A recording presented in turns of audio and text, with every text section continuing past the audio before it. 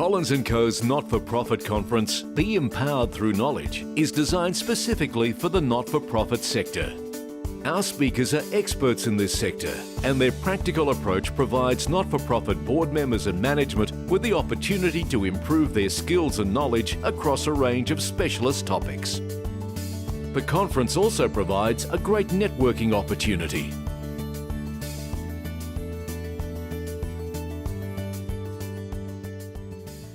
Here today to speak on harnessing the power of social media for your not-for-profit, would you please welcome Steve Hubbard from Diffie.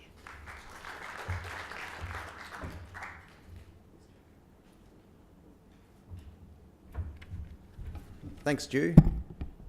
It's got speaking time up here, 44 minutes and 57 seconds, but I reckon we've lost about 10, but wasn't Walter fantastic? Pretty hard act to follow, but with Walter's speech and with coffee hopefully pumping through our veins, we're going to enjoy this session. What I'd like to do to start with is just to find out who's in the room, can I get you all to stand up for me? In fact, stand up if you've got a personal Facebook profile. If you don't have a personal Facebook, then you can stay seated, that's okay. Cool, okay, so that's a start. Stay standing if you've got an Instagram as well as Facebook. Okay, cool. Stay standing if you've got LinkedIn as well. So you've got LinkedIn profile, you got a LinkedIn profile, okay. Right, now this is going to be a bit of a kicker, but stand up or stay standing if you've got Twitter and you know how to use it. Okay. I'm almost tempted to say stay standing if you've ever tweeted to Q&A on Monday nights. Have you still anybody done that? Okay, so this is the last one. If you've got Snapchat or Pinterest, stay standing. Well done. Okay, so 4 in the room. I have got some chockies. I'll let you distribute that to a few of those ones.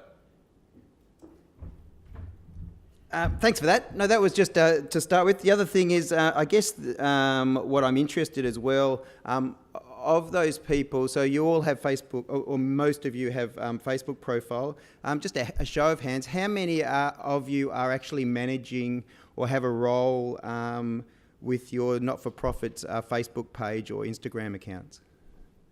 Okay, so about 7 or 8 people, so that's great. And does that include ads management for any of you? Okay, so again, we're sort of starting to get a little bit lower again. Fantastic. All right, so here's my clicker. Is that working? Oh, help if I don't face it to myself, I reckon. All right, fantastic. Now, I do need to acknowledge that my direct marketing lecturer is in the room up the back there. Welcome, Frank.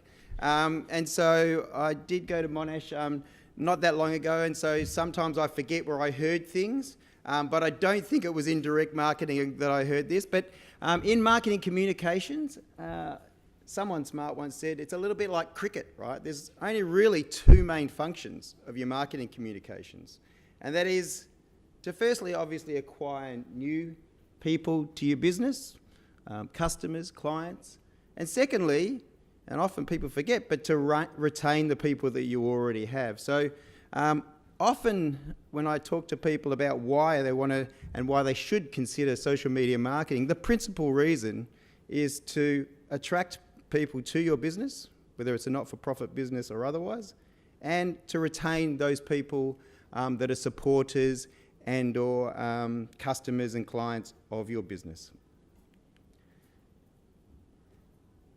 So basically, the overriding premise generally is around competitive advantage. And I think you would agree in the room, you've probably got, with not-for-profits, lots of friendly rivals. Would that be fair to say?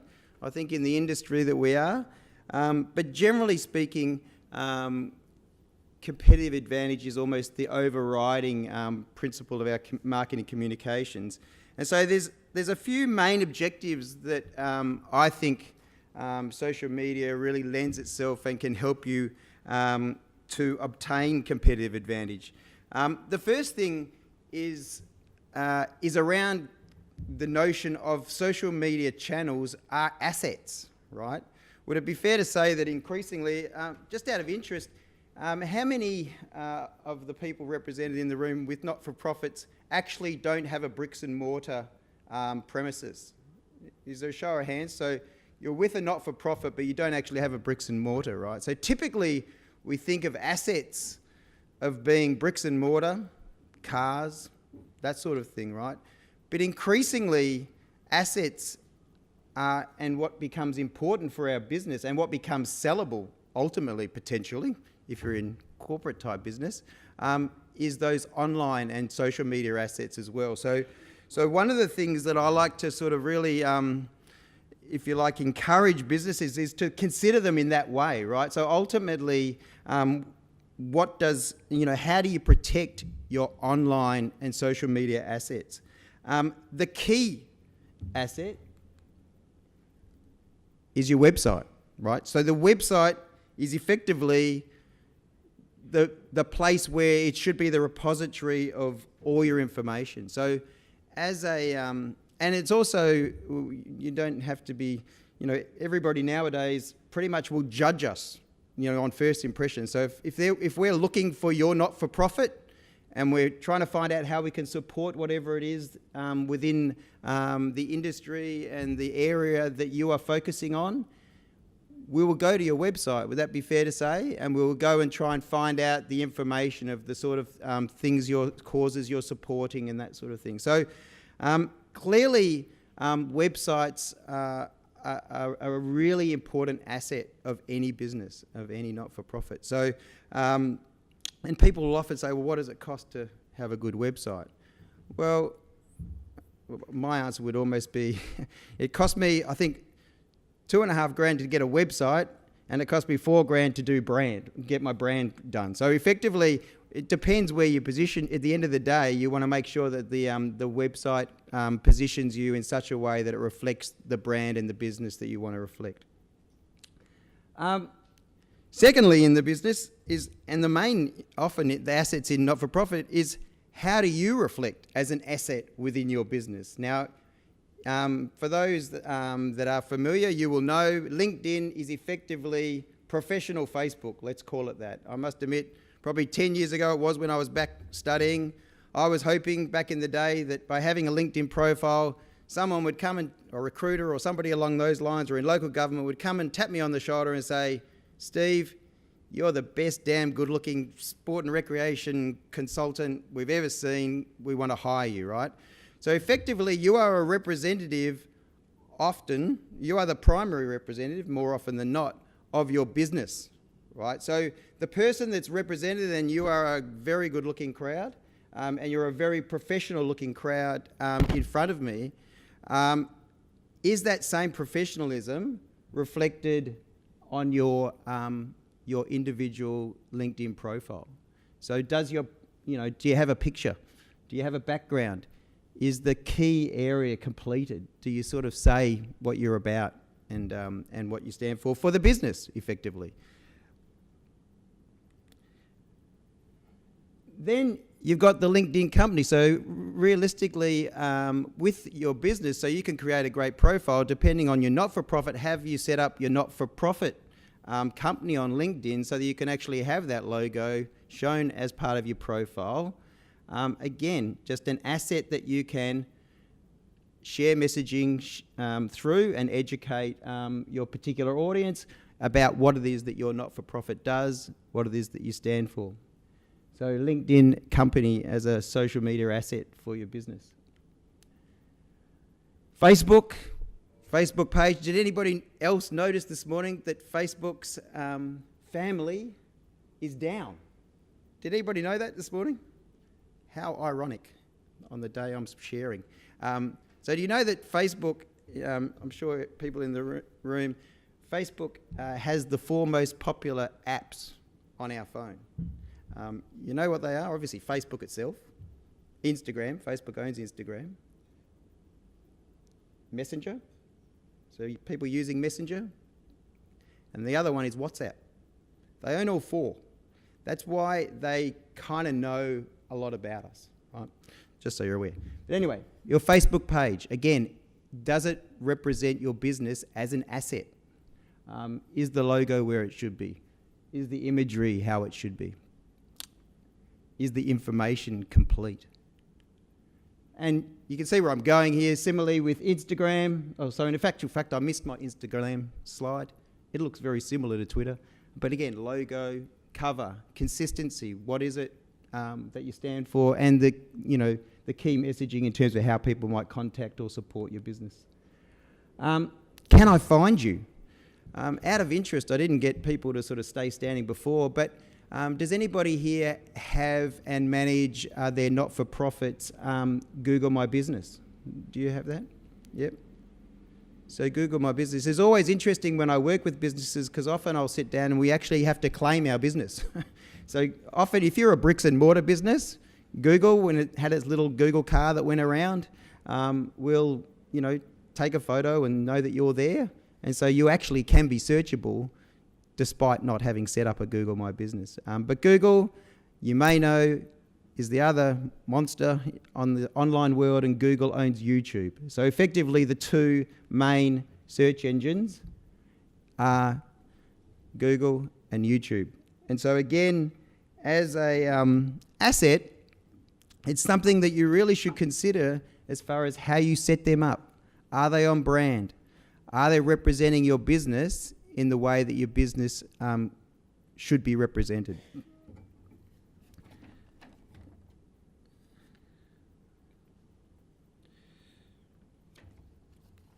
So this is a little something you can do.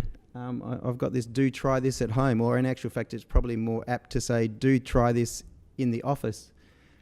But what actually comes up when you put in just your business, your not-for-profit business name?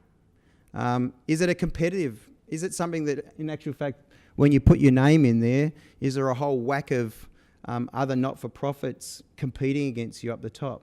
But the one thing you should be able to own, and those of you that are managing a Google My Business account, is your name, right? And you should be able to expect that by putting in your name in Google search, you can actually see your business as a priority within that search. It's also interesting to see that LinkedIn ranks higher in search for my business than what Facebook does on search. Albeit that Google now enables Facebook reviews and Google reviews to sit in their little Google Place sort of area. So that's actually how you can attract reviews for your business as well. So the first objective of social media that we've just gone through is about protecting your business online. Protecting your business, so your not-for-profit brand and your not-for-profit business, and making sure that you're the one that's got control of all those assets, and making sure that they look and feel the way that they should look and feel. The second thing, and Walter touched on it a little bit, is how do you differentiate your brand and business as a not-for-profit in a what I imagine is often quite a competitive space. One of the strangely enough, one of the differentiating factors can be that you've actually got all your assets on brand and on message, because often they're not.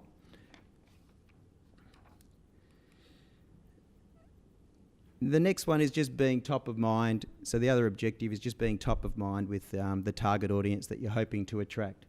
So often that comes down to not just having established the sites, but actually being social, sharing a message that's either educative or entertaining, monitoring and responding to any feedback that you receive, good and bad, on your social media.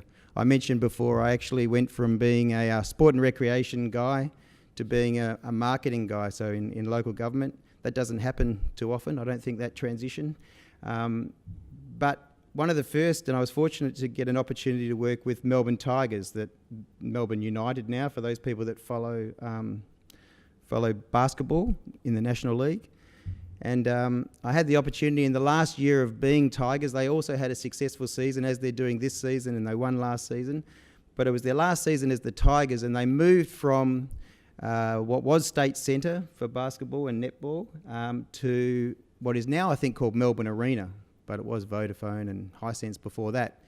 But in any case, the first day they moved, so the previous stadium could only hold 3,500. The new stadium could hold 10. On the first day that they moved across, they had 8,500 people attending. It was 40 degrees in the shade. It was hot. And my first reaction as an undergrad sport and recreation officer was get people water, put them in the shade, and what the hell's going on? My second reaction was, oh man, you're getting smashed on social media, particularly Facebook and Twitter. And so the good fortune went to the GM at the time, who's now CEO, Vince Gravelli, and I said, you are getting pounded here. What do you want me to say? Because this isn't good. You know, it didn't matter who you were either. It was VIPs, everything broke down, basically. So it was kind of risk management 101. And Vince said, tell them this. In the next 48 hours, well, firstly, he said, the stadium, Melbourne Tigers and the league, we're doing everything to get you in as fast as possible. And what we'll do next is work out how it happened and how it will never happen again. We'll come back to you and let you know what happened. So anyway, they then responded within 48 hours to let everybody know. So I was busy responding to every tweet and every text saying what was happening. And then 48 hours, they let them know, apologies again. Here's a free complimentary ticket for the next time around, basically, to use for the balance of the season. And so it was kind of a winning, in a way it was a winning reaction. We all got in within the first quarter. Who knows that winning helps everything as well. Tigers won that day. They went on to make the finals. But in any case, had they not been on and had they not been managing in such a way, it could have really been a disaster. So in any case, the whole ultimate opportunity is about competitive advantage and developing business opportunities for your business. So that's why we do social media. It's not just kind of to add to the noise. And so realistically, there's plenty of noise on social media. And I'm sure most people that stood up today that said they've got a Facebook profile didn't join Facebook so they could get messages from businesses or not-for-profits. You know, you join Facebook and you join other social media because you want to stay in touch with your friends and family in general and share with those people. But we're coming in on those platforms, keeping that in mind and trying to work out how we can best use that to our not-for-profits advantage. So for a long time, we've been using a particular model. I'm going to kind of break this down. I'm not going to dwell on this point. But effectively, we use, in short, a repurposing model, because often people will say, well, what are we going to tell them about? Well, it's your channel. You tell them about your not-for-profit, right? So I'm going to break down these little boxes, starting with the strategy house and where social media fits. It's kind of, so I'm going to keep my little boxes up the top there. So I mentioned before, and Frank knows this well, social media, or I think there's a saying, no amount of marketing or advertising will make a duff business any good, right? If you don't have your, what marketers call marketing strategy and what business people call business strategy in order, you'll probably just fail faster. So in other words, if you're going to promote a message and you can't deal with that message because your business isn't up to scratch, as I said, no amount of social media will assist. Just a little story. I mean, people often say, in fact, this very same client is still with me, but has an events company with AFL players, and ultimately, he still asks me to this day, how much should I spend on advertising? And I'm like, well, it depends. So most of you, Frank, I think, is a Hawthorn supporter. Is that correct, Frank? Will know Luke Hodge. You'll also know that Luke Hodge's team, Hawthorn, won 3 premierships in a row. With this particular business, we were running events where you could come along and you could meet Luke Hodge, and he would sign this. In fact, did they win 4 in a row, Frank? Oh. Anyway, Luke would sign this picture in your presence, and he would say, "Dear Stuart, well done." And basically, they sold 250 of them, and 250 people showed up. They spent $1,000. So the question is, how much should I spend? So they spent $1,000 on Facebook advertising. They sold 250 of them at $500 each. So how much should I spend on Facebook advertising? I don't know. How many do you want to sell? How many people do you want at the event? Now that may not have been everybody's experience on Facebook advertising, right? And not everybody has a Luke Hodge. But same person, Luke Hodge, you could go and trek Kokoda with Luke Hodge. And we were promoting and we were getting all the same insights, right?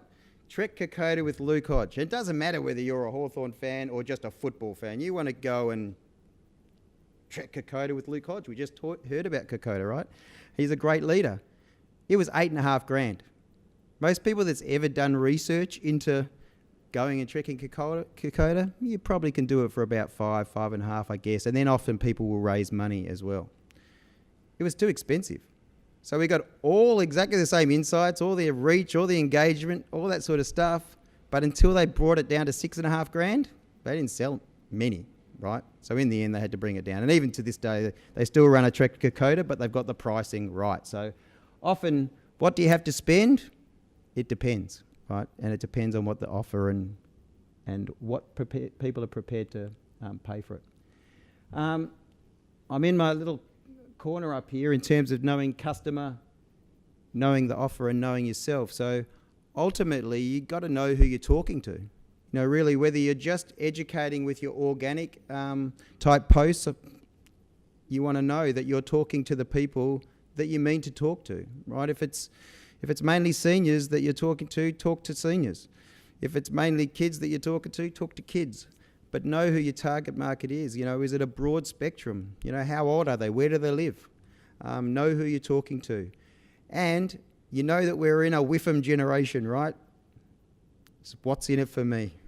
No one really cares about us and our businesses as such. They really just care what us and our businesses are going to give for them. And in not-for-profits, often that's about a feeling of supporting something that's worthwhile, right? So don't use language that, you know, I like a rule that says to you and yours in your copywriting, whether it's on your website or on your social, to one we and our. People don't really care about we and our. They care about me. So you want to support something that's going to make a difference. You know, it's not, you know, there's a place for, you know, showing that you've won awards and you've done certain things, but clearly it's only as a result of the people that you're working with, you know, and the people that are supporting your not-for-profit. Have an offer. Again, I'm not quite sure where which I think it must have been in marketing communications, but another term for offer is a bribe. You know, really, what is going to make people stop and go with you, right? So particularly if you're going to spend any advertising, let me tell you, this business, again, very similar. This is a photography business. She's actually coming down, pet photography. She's down in Melbourne, I think, this weekend for the next 2 weeks. She's based in Brisbane, has 100,000 followers, as you'd expect for a business that has lots of photos of dogs and cats on it. But again, runs a Christmas campaign, does a gift offer. It's a great offer. You know, it's pay $149, I think. You know, get $500 worth of value. And she sells this like the clappers, and she just runs that campaign 6 weeks leading up to Christmas, right? And it's often not the people that have the dog that buy the present. It's the friend of the people that have the dog or the family member of the people that have the dog. So, and she does parrots and pigs and other things too. So, but any case, very good business, very good offer, and a well-timed offer as well. What's your unfair advantage, you know? Wow, how powerful is Walter's testimony? That's an unfair advantage when you sit in the room. In many ways, as sad a story that is, but wow, what a story, you know? But what's the unfair advantage that you have and that you bring to your not-for-profit? This coincidentally is a picture of the Australian Christians Facebook and social media. It's a stock image in actual fact. There's quite a few of the Australian Christians, which is largely West Australian based now. I think they got 6 candidates in the next election. But many were very concerned about the fact that kite has rainbow colours on it. And you know the rainbow may well send a funny message. Anyway, I try not to bring too much politics into social media. But yeah, what is your unfair advantage, if you like, as a not-for-profit? I mentioned before, realistically, we're up in that sort of top corner of the strategy house, if you like. Content marketing really only has two parts to it, right? It's what you look like and it's what you say. And I'm not necessarily using this picture as a good example of, we use this one, this is Complete Comfort. It's a mobility aids store out in Werribee. But effectively, it just happens to be a picture that has both writing and a picture, a visual. But effectively, how you write and how you look is really important. And so that's, when you're putting your social media messages out, and when you're certainly creating the website, ensuring that it is on brand and the look and feel is how you wish to have it. And the other thing is, social media marketing works best when it's part of a fruit salad of marketing, right? Part of a mix. Most of the people I work with are typically 40-somethings, often 40-15s. They're often older people. Success was not generated by Google or Facebook advertising. They were not successful. They were well and truly successful before.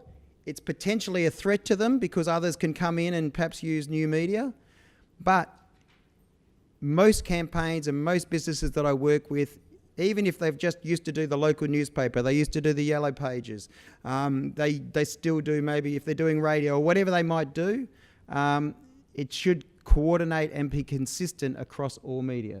So obviously I'm biased. I believe that Facebook and Google smashes the rest of them on the basis that we can measure our results. It's not as easy to measure results on traditional media. The other thing is, I guess, and where social was the game breaker, is that it went from being 1.0, Web 1.0, have you heard of that concept? Web 1.0 was just, it's all about us. Here you go. We're going to tell you all about us, to web, and then really it was just kind of business to consumer or business to business, depending on who you were talking to. Social media came around and it became person to person effectively, because that supplier to your business, that customer of your business can tell other people about your not-for-profit. They can share other things around. So everybody could talk to everybody about how good or how great a performance or whatever it was that they attended or did with you nowadays. They can also say whether they didn't think it was so great. And typically, you'll only get 5-star or 1-star. People don't typically review 3-star. Would that be fair to say? Just a little tip while I think of it. I'm sure I've probably got it somewhere else. If you have a bricks and mortar business, just put a little sign up on the front at the reception area or something along those lines, or even if you're at an event maybe, but just to check in. Check in. We're on Facebook. Check into our Facebook page. The good thing is nowadays Facebook will do the heavy lifting for you. They'll say, how was your experience today at the Alana and Madeline Foundation? And basically then they're kind of getting the reviews for you. They're asking. So hence with, if you've gone to cafes, that sort of thing nowadays, you will have noticed. They'll send you, how was your experience? How was it? So they'll do the reviews for you. And again, you get the 5 stars or the 1 stars. I mentioned a little bit of this. So just to break this up quickly, I would be very disappointed if you all aren't carrying business cards. So each year there's about 2 or 4 on every table.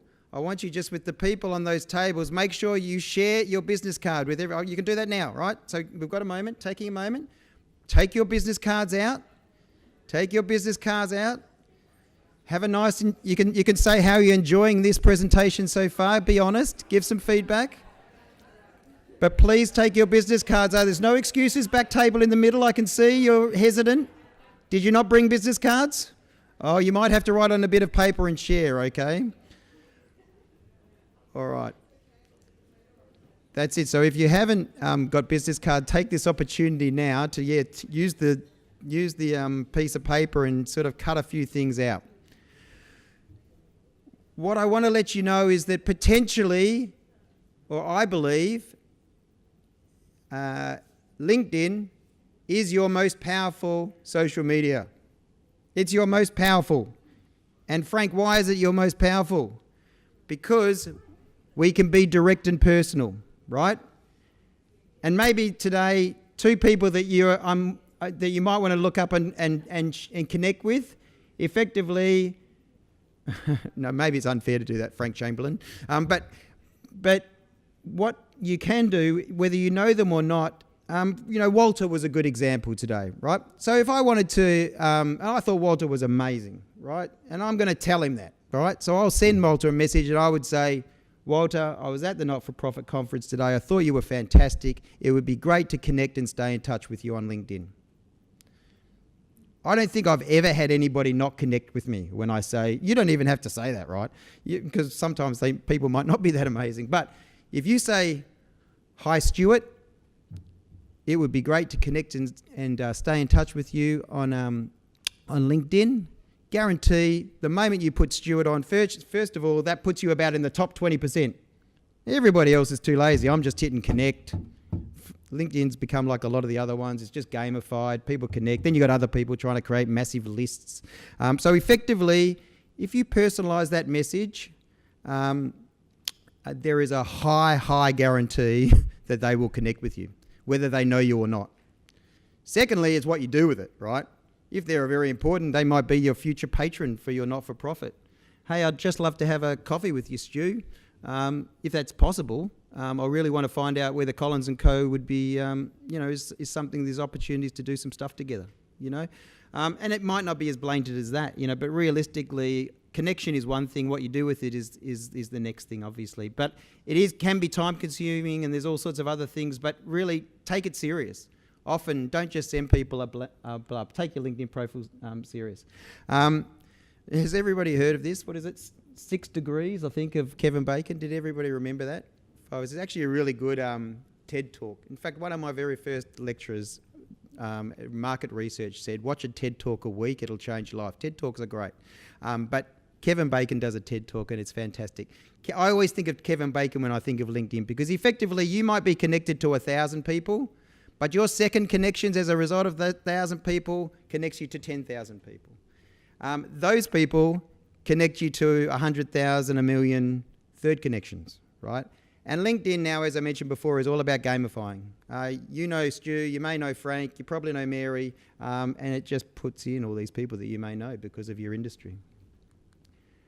Again, this is just to make sure that you, and particularly the people in the room, make sure you're as good as or better than whoever you're competing against on social media, right? There's a whole stack out there. I've mentioned this already around who we want to attract, so this is about target audience. So again, there's not that many free avatar pictures you can get. So this one is a free, not stock image. So those people that you see with a magnificent avatar, they're probably using that picture illegally.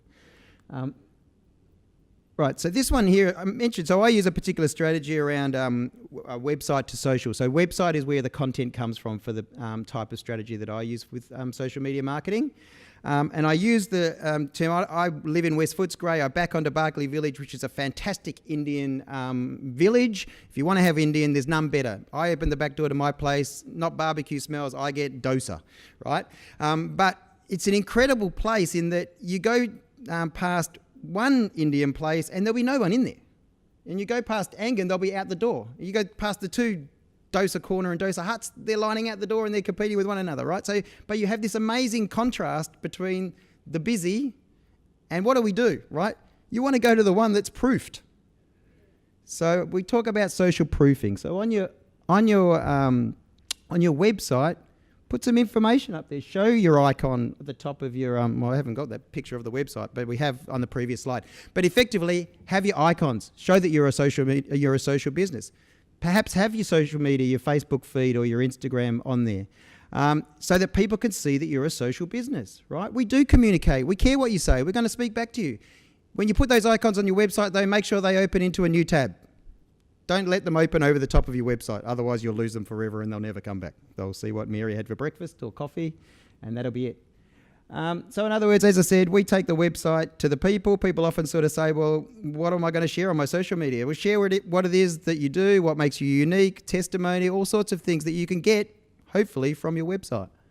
The two key things that I use in my business and for my businesses is understanding that 70% of us are on social media, which means 69% of those, or 69% of us are on Facebook, right?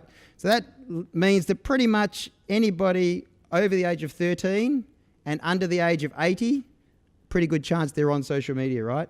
The other one is there's a small business stats, so you can see how many millions are in your different area, particularly if you're competing in hypersensitive sort of location-based type things.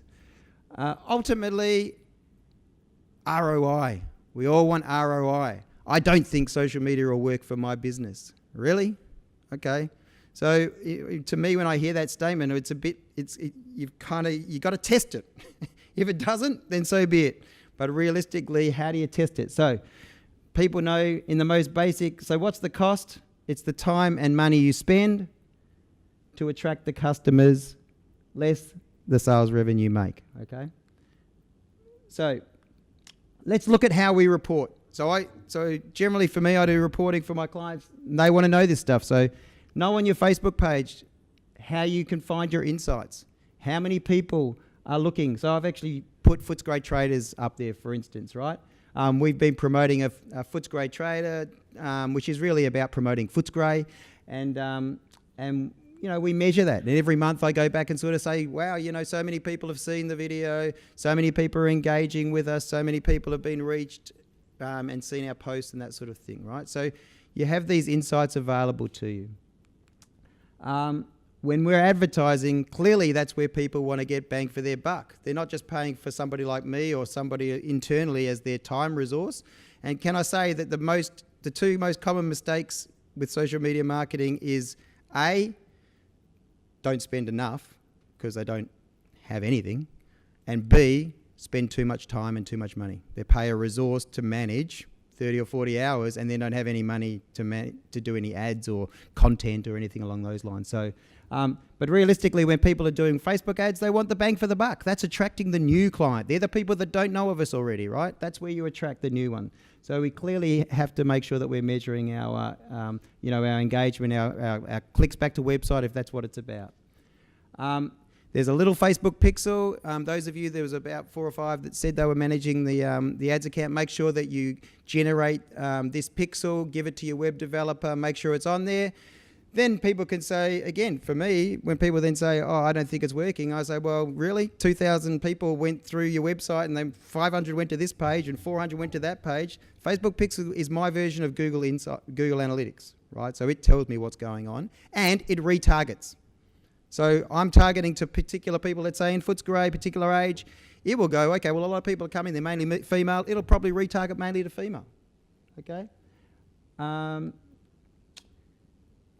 Okay, so obviously Facebook and Facebook owns Instagram, so again, those two insights are kind of overlaid. You can get your personal insights. So did you know you've got your own dashboard? You can sort of see where you sit within the industry. So down the bottom there, who's viewed your profile, post views, search appearances. Similarly, LinkedIn Analytics. So for many companies, that's really important. A lot of companies use LinkedIn particularly, obviously, to get, you know, hire people. But it's a great way of actually posting about your staff, about your initiatives, particularly, you know, and LinkedIn's algorithm is bucket loads more generous than Facebook's algorithm, right? Problem is only 10 to 15% of people are actually checking the newsfeed. That's the difference. Twitter, Google Analytics, I don't claim to be an expert around here, but effectively, again, you can get high level of information around Twitter Analytics. And clearly the one that I mentioned before is not to be confused with Google Analytics. Google Insight is who's looking for you and how many per month. And then you can see down there on the left-hand side, you can see your reviews and all that sort of stuff. So I can hear claps in the other room. So now would be a good time to do that. No. Yeah, realistically, I think I'm just about made it in time. If there's any feedback or questions, have I got time to take any, Stu? I reckon too. So yeah, we've just run out of time, so if you could please thank Steve for his